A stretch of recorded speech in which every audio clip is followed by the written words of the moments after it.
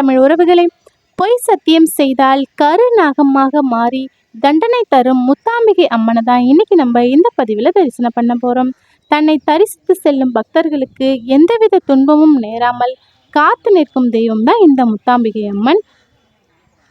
இந்த கோவில் எங்கே இருக்குன்னு பார்த்தீங்கன்னா, விழுப்புரம் மாவட்டம்.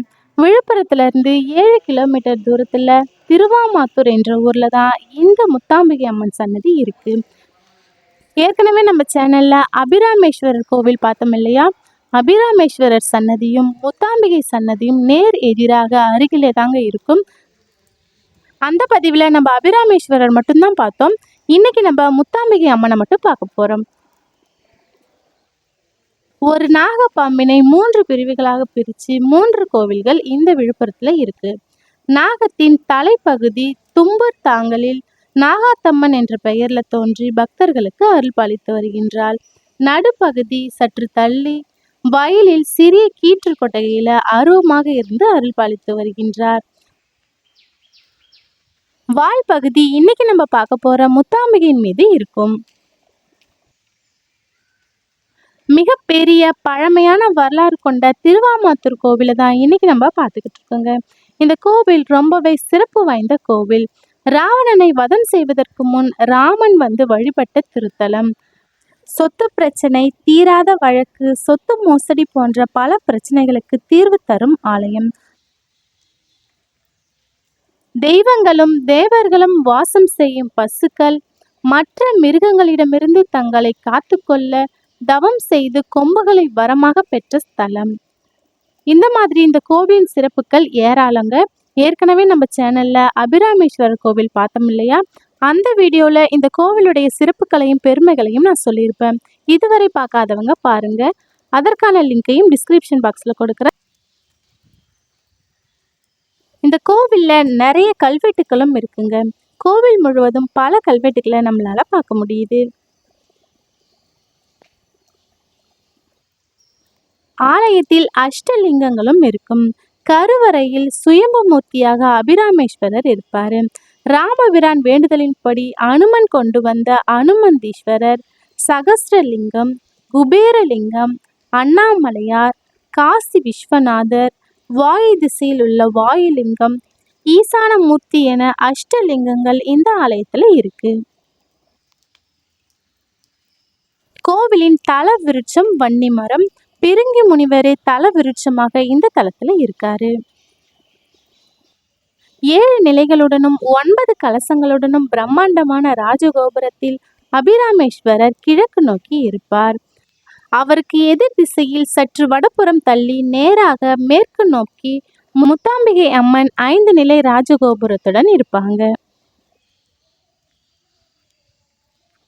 இந்த ஆலயத்தில் ராஜேந்திர சோழன், ராஜராஜ சோழன் திருப்பணிகள் செய்த கல்வெட்டுக்கள் இருப்பினும் இங்க கோவிலின் சுவரில் ஒரு மீன் சின்னம் ரொம்பவே அழகா பொறிக்கப்பட்டிருக்கு. இந்த ஆலயத்தில் திருவட்டப்பாறை இருக்குங்க.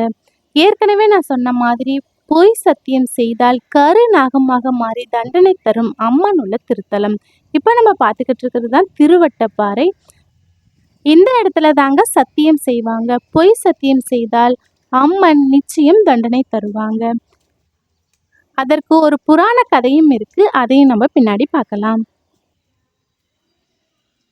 திருவட்டப்பாறையை தான் இப்ப நம்ம சுத்தி வந்துகிட்டு இருந்தோம். நீதியை காக்கும் திருவட்டப்பாறை. இங்க நம்ம சுவாமியை தரிசனம் பண்ணிக்கலாம். இந்த ஆலயத்தின் தல விருட்சம் வன்னி மரம், கொன்றை மரம். தல தீர்த்தம் பம்பை தீர்த்தம், தண்ட தீர்த்தம்.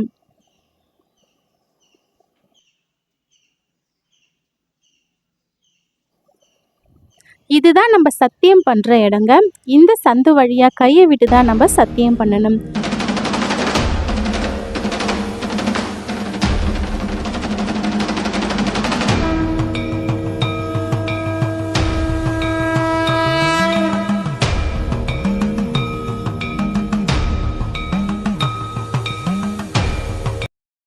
இந்த இடத்துல தான் பொய் சத்தியம் செய்தால் கண்டிப்பாக அம்மன் கருநாகமாக மாறி தண்டனை தருவாங்க.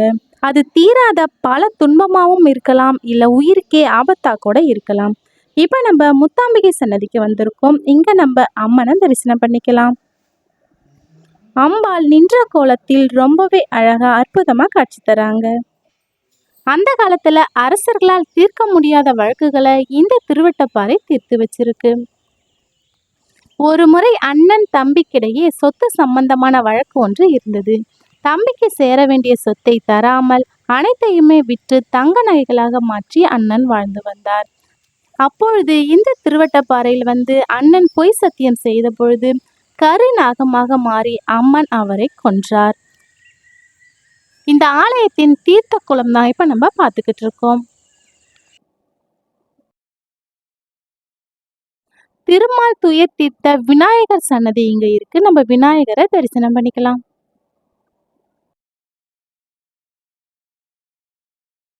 தெய்வங்களும் தேவர்களும் சிவலிங்கத்திற்கு பூஜை செய்வது போல ஒரு அழகிய காட்சி இங்க இருக்கு.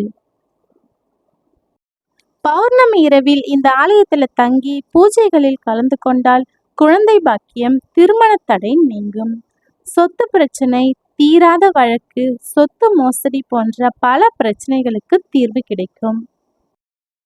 வண்ணசரவ தண்டபாணி சுவாமிகள் இந்த ஆலயத்துல எல்லை தாண்டா விரதம் இருந்து இதே ஊர்ல ஜீவ சமாதியும் அடைஞ்சிருக்காரு.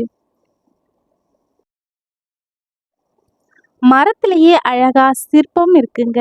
அது மட்டும் இல்லாம நாகத்தின் சிற்பமும் ஒரு அழகிய சிவலிங்கமும் இருக்கு. நம்ம இங்க தரிசனம் பண்ணிக்கலாம்.